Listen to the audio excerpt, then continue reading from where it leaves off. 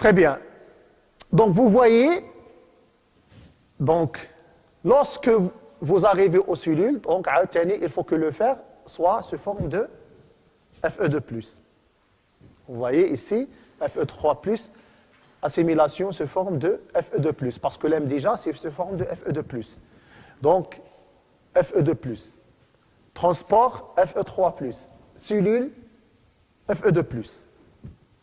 C'est clair?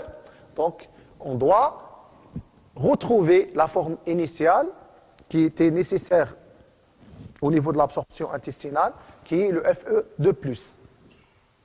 Ça veut dire la forme réduite. Donc, vous voyez, donc, le fer sera utilisé au niveau des érythroblastes sous forme de Fe2+. Il faut dire que les récepteurs de la transférine, ils vont être fixés au niveau cellulaire, mais une partie peut passer dans la circulation. Et à ce moment-là, on parle de récepteurs solubles à la transférine. C'est-à-dire qu'on peut doser, ce sont des protéines, ce sont des récepteurs qu'on va doser au niveau de la circulation, et on les appelle récepteurs solubles. Pourquoi solubles? Parce qu'ils se trouvent dans le plasma, des récepteurs qui partent dans le sang, dans le plasma, donc des récepteurs solubles à la transférine.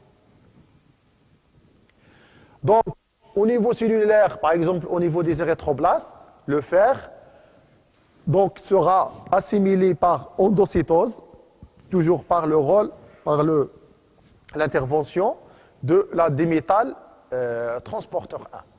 Et bien sûr, la pénétration va se faire sous forme de Fe2+, comme le cas des entérocytes. Voilà. Donc, le RTF, au niveau du plasma, on parle de récepteurs solubles à la transférine. Donc, c'est le RSTF, principal élément régulateur du taux de captation du fer par les érythroblastes.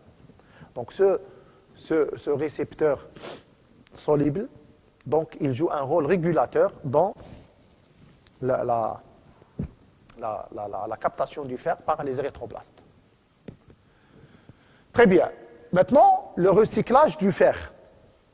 Le recyclage du fer. Donc, bien sûr, il y a l'hémolyse physiologique. Donc, les hémacées sénescentes, après l'écoulement de, si vous voulez, de 120 jours, qui est la durée de leur vie. Ou bien l'hémolyse, elle peut être pathologique. Donc les hémolyses, nous avons vu les hémolyses pathologiques dans le cas de les érythropoïèses inefficaces, dans le cas des hémoglobinopathies, dans le cas des déficits enzymatiques, dans le cas des pathologies de la membrane, en cas de maladies auto-immunes, en cas des infections parasitaires, la bactérienne ou la virale, en cas des effets mécaniques, par exemple les prothèses. Donc tout ça sont des cas qui peuvent engendrer des hyperhémolyses, des hémolyses pathologiques. Et le rôle, bien sûr, on insiste sur le rôle des macrophages, parce que les macrophages vont bouffer, vont phagocyter les globules rouges qui sont défectueux, et bien sûr, il y aura soit stockage du fer sous forme de ferritine, ou bien leur libération en cas de besoin. Le système réticulo-histiocytaire, donc constitué par la moelle osseuse, la rate, le foie et le système lymphatique, ce sont les organes du système réticulo-histiocytaire qui vont assurer l'hémolyse, qui sont très riches en macrophages.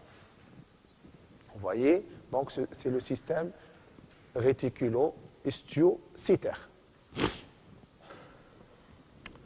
Vous avez le catabolisme cellulaire. Donc le catabolisme cellulaire, donc nous avons vu dans l'étude de la bilirubine, le métabolisme de l'hémoglobine. Nous avons dit que le fer sera recyclé.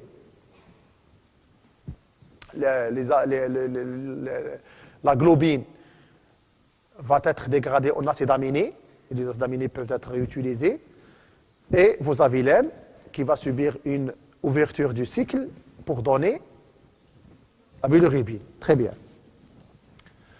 Donc, libération de l'hème et l'action de l'hème oxygénase, libération du fer dans le plasma, et bien sûr le fer peut être il est libéré dans le plasma ou bien stocké in situ dans les cellules qui vont assurer, les macrophages qui vont assurer la phagocytose et je dirais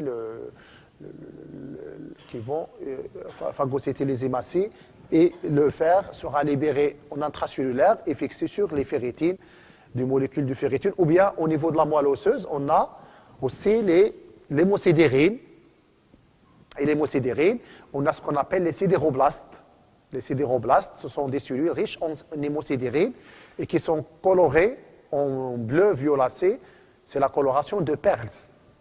Donc, peut-être je ne vous ai pas parlé de...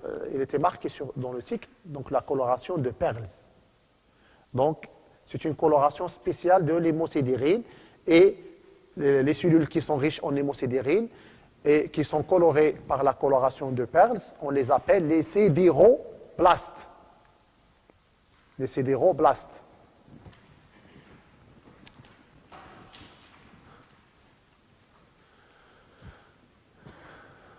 Voilà. Donc, vous voyez les sidéroblastes. Donc, réserve du fer. Les réserves du fer. Donc, maintenant, on arrive. Vous voyez que on a départagé le cycle. Donc, c'est-à-dire, lorsqu'on va retenir le cycle, les choses qui suivent vont être très faciles parce que c'est le cycle qui reprend, si vous voulez, qui rappelle tout le chapitre métabolisme du fer. Donc maintenant, on va étudier le pool des réserves. Donc la réserve du fer, donc, elle est assurée principalement par la ferritine. Donc on va voir la ferritine, elle a une structure ubiquitaire constituée, ça veut dire une structure ubiquitaire, nous avons vu les enzymes ubiquitaires. Donc, ubiquitaire, ça veut dire qu'il est partout, on la trouve partout. C'est universel, si vous voulez, au niveau du corps. Donc, constitué d'une protéine qui s'appelle l'apoferritine, et du fer à l'état Fe3+. Donc, le fer est rapidement disponible. Donc, le fer, il est très mobilisable au niveau de la ferritine. Ça, c'est important de le dire. Donc, c'est pour cela d'ailleurs que l'anémie ferriprive, il est très corrélé à l'hypoferritinémie. Vous voyez? Ça veut dire la diminution de la ferritine plasmatique, donc très corrélé à l'anémie ferriprive. Parce que c'est le fer de la ferritine, il est facilement mobilisable. Ça veut dire, si on arrive à un stade de l'anémie ferriprive, ça veut dire qu'on a épuisé le fer de la ferritine. Est-ce que c'est clair? Mais ce n'est pas le même cas pour l'hémocédérine. L'hémocédérine, il se peut qu'il y aura toujours un stock, mais puisque le fer il est difficilement mobilisable, donc il ne reflète pas, il n'est pas très corrélé à l'anémie ferriprive. Est-ce que c'est clair? Donc, la capacité, on définit la capacité de réserve qui peut aller jusqu'à 4500 atomes du fer par molécule de ferritine. Donc, chaque molécule de ferritine peut stocker jusqu'à 4500 atomes de fer. Vous voyez? Sachant bien sûr que le fer, c'est un métal, donc c'est lourd. Vous voyez, vraiment, cette molécule a été créée, elle a été faite juste pour vraiment le stockage du fer. Donc la ferritine tissulaire, elle est très présente dans les macrophages du système réticulo-histiocytaire, tout simplement parce que ces macrophages, ils vont bouffer, ils vont phagocyter les globules rouges défectueux, ou dans le cas des hyperhémolyses, et bien sûr, il y aura libération massive du fer, et il faut que ces cellules parviennent à stocker ce fer, et bien sûr, la molécule adaptée, c'est la ferritine. C'est pour cela que la ferritine, elle est très concentrée dans les macrophages. La ferritine plasmatique, au niveau plasmatique, donc bien sûr, il y a la ferritine, des va-et-vient, donc qui sera répartie sur l'organisme. Bien sûr, on trouve toujours une concentration plasmatique. Donc, très petite quantité de ferritine, qui est entre 30 à 150 microgrammes par litre de plasma, soit 2,5 micromoles par litre, sa concentration. Et il joue cette partie, cette ferritine plasmatique qu'on va doser, il joue un rôle très important, comme j'ai dit, dans l'exploration du métabolisme du fer. C'est la clé, c'est le gold standard, de l'exploration du diagnostic de l'anémie ferriprive. La ferritine. Donc, bon reflet des réserves martiales, la ferritinémie. Donc, ça veut dire la ferritine dans le plasma. Est-ce que c'est clair? Il n'y a pas de questions? Très bien. Maintenant, on passe à l'hémosidérine. Donc, c'est une forme stable de réserve martiale. Donc, le fer est très lentement disponible. Ou bien le fer, il est difficilement mobilisable.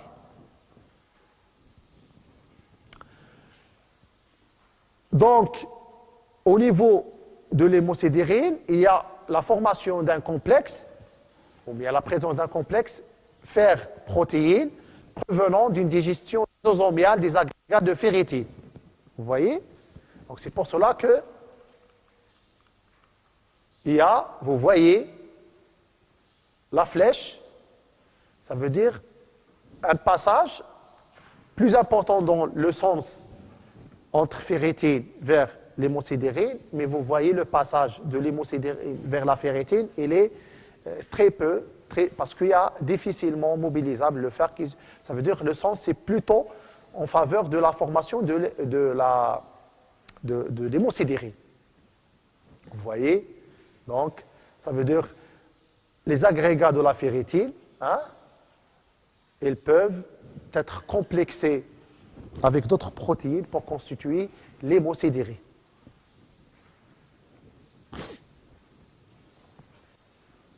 Donc la localisation, c'est la même localisation, donc les macrophages du système réticulo-histiocytaire, donc comme la ferritine, et cette hémosidérine, ou bien les cellules qui sont riches en hémosidérine, ils ont la caractéristique d'être colorées en bleu de Prusse, par la coloration de Perls. Donc les cellules, on les appelle les sidéroblastes. Donc, et lorsqu'il y a une anémie, donc l'anémie c'est quoi? Donc l'anémie, très bien, donc c'est pas la diminution du nombre de globules rouges, c'est la diminution du taux de la concentration plasmatique de l'hémoglobine. En fait, de la concentration de l'hémoglobine. Très bien, donc dans l'anémie, donc lorsqu'il y a une anémie, et on fait une coloration des cellules de la moelle osseuse, par exemple suite à une ponction sternale, donc on trouve beaucoup de cellules colorées en bleu Prusse dans le champ du microscope, donc ce sont les sidéroblastes. Donc anémie plus une moelle très riche en sidéroblastes, on parle d'une anémie sidéroblastique. Une anémie sidéroblastique. Pourquoi? Parce que le nombre important de sidéroblastes fait que le fer, il est là, mais il est difficilement mobilisable. Donc, la synthèse de l'hémoglobine, on a juste un peu de fer donc, qui est disponible. Donc, forcément, même si on peut synthétiser la globine, il aime, enfin, l'aime, mais il n'y a pas de fer. Donc, l'hémoglobine est inefficace. Donc, on aura quoi? Une hémolyse. Très bien. Qu'est-ce qu'on a dit? L'érythropoïèse. Donc, parmi les causes de l'hémolyse, il y a l'érythropoïèse inefficace. Inefficace, ça veut dire, soit vous allez synthétiser des protéines défectueuses, ou bien l'hémoglobine défectueuse. Et là, donc, le tout, c'est les globules rouges. Ils sont synthétisés, mais ils sont inefficaces. Donc, et bien sûr, on va se retrouver avec une anémie. Parce que la règle veut dire que hémoglobine, globule rouge inefficace, il va subir une hémolyse. Le foie, la rate ou là, il sera capté et dégradé. Soit il assure son rôle, soit il sera hémolysé. C'est clair? Martia, c'est le fer. L'anémie, voilà, la réserve en fer. Voilà. Martial, c'est le fer. Donc réserve martiale, réserve en fer. Donc l'anémie sidéroblastique, donc les sidéroblastes, donc, qui sont très riches en hémosidérie. Très bien, maintenant, la régulation. La régulation. Donc, les effecteurs de la régulation, ils peuvent agir au niveau de plusieurs cibles. Donc, à savoir les réserves. Donc, ça veut dire, par exemple, les réserves, surtout, par exemple, la synthèse de la ferritine, l'activation de la synthèse de la ferritine. C'est un mécanisme d'action. Ou bien les macrophages, stimulation, par exemple, activation des macrophages, ou bien les libérations du fer. L'absorption intestinale, au niveau de l'absorption, par exemple, l'action, c'est, par exemple, la synthèse de DMT, par exemple. L'activation de la synthèse de DMT, par exemple.